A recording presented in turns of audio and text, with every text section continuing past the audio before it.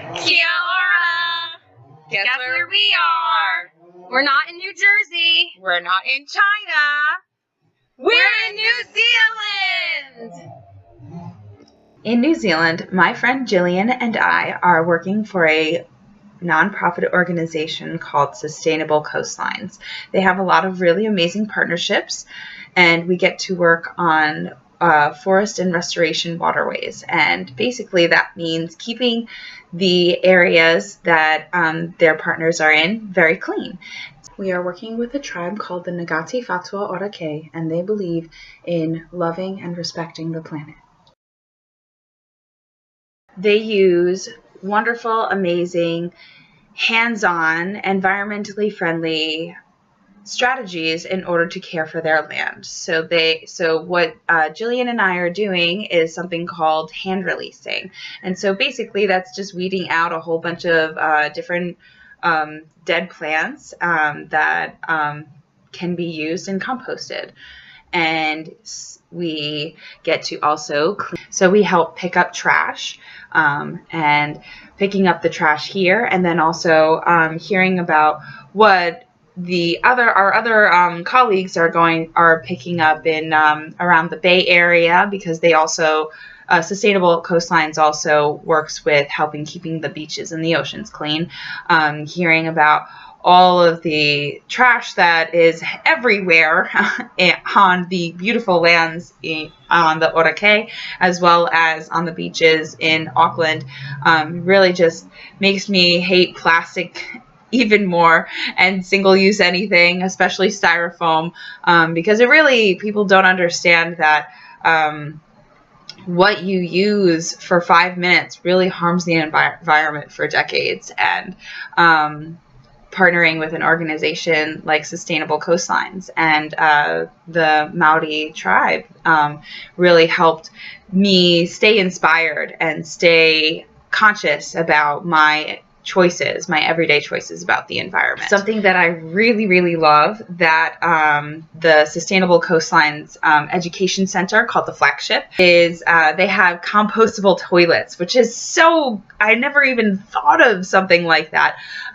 But they basically, you do your business and you add some sawdust, and over a couple years that turns into fertilizer, which is then used to help fertilize the land at the Orakei. Which is wonderful. And they also compost all different foods, so I get to save all my food scraps and give them to the land and help feed the worms, which makes my heart really happy because I'm not creating as much waste as I was in another country. After the Flagship gets solar panels, they'll be completely self-sustaining, and they have the coolest water filtration system. And so they collect the rainwater, or what they call gray water, and it goes through a whole bunch of different plants into this filter, and then that provides water, so drinking water as well as cleaning water.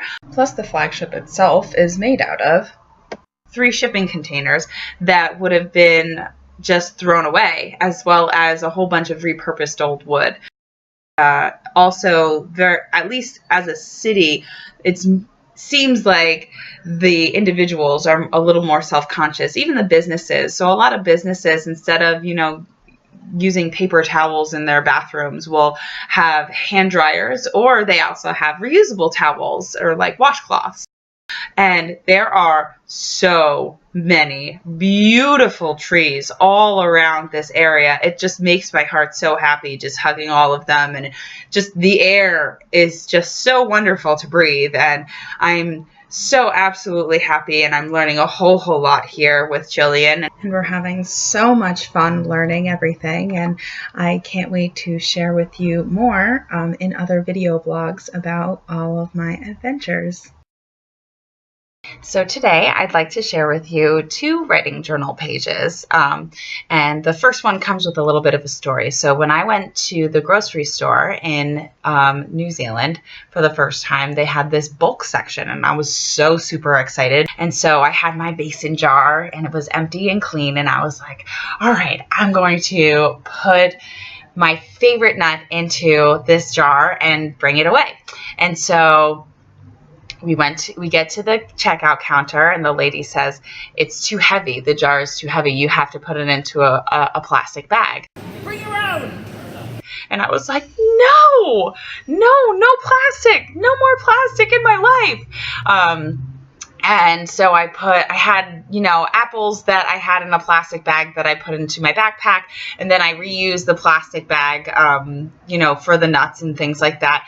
But it kind of just became a scene that I just didn't want another plastic bag. And so this other worker came over and was like, "Why don't you just get another plastic bag?" And then the manager came over and was like, "Just use another plastic bag." And I was just like, no, I don't want more plastic, because I love the earth. And so I kind of just am continuing to learn how to communicate that I need to refuse plastic so much more than I already do. So this is my journal page. And so I'm thinking about why I don't want to, use any more plastic, and how I can, explain to other people how their individual actions can really make a difference. And so I thought about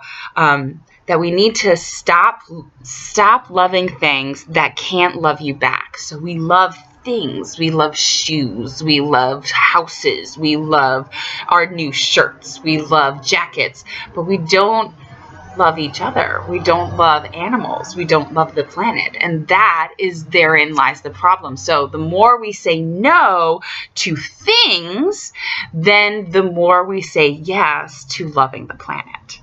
And so that is my first journal page.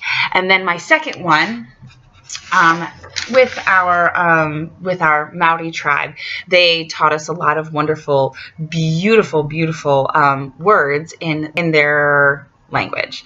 And so I wrote a few of them down right here. So kia ora means hello. It also means welcome. It also means thank you. So you use that. And then right next to it, I have a kiwi, because the kiwi bird is New Zealand's bird. And then I have aroha, and aroha means love. And wai means water, so there's a whole bunch of different water like all around here.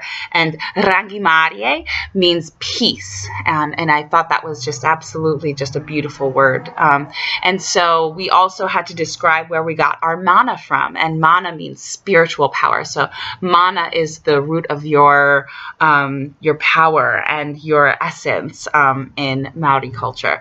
And so my mana I get from trees, or rako.